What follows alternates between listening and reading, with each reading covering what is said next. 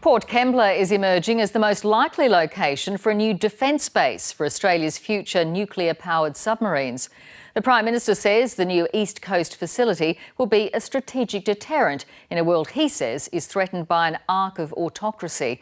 Here's Defence correspondent Andrew Greene. An international maritime gateway just south of Sydney, already teeming with activity. Now Port Kembla's emerging as the early favourite to house a new nuclear-powered submarine base. Establishing a second submarine base on our east coast will enhance our strategic deterrent capability. For joining us from Kirribilli House. The Prime Minister Skyping in from COVID isolation to deliver a national security address, confirming Defence has identified Port Kembla, along with Newcastle and Brisbane, as the three most suitable locations for the facility to supplement Australia's existing submarine base on the west coast.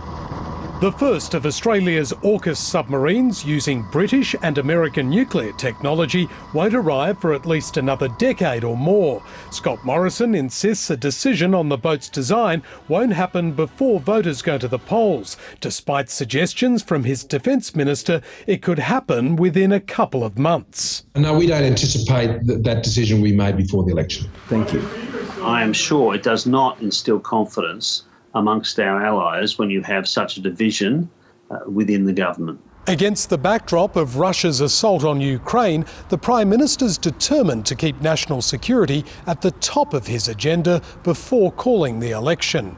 In the weeks ahead, expect many more defence spending announcements, a strategy his opponent is already calling out. It was an announcement about there being an announcement down the track. Weapons of mass destruction. 20 years ago, Iraq, Iran and North Korea were considered the greatest challenges to the global order. An axis of evil. In 2022, Scott Morrison has his own label for the modern menace he sees emerging from Moscow to Beijing. A new arc of autocracy is instinctively aligning to challenge and reset the world order.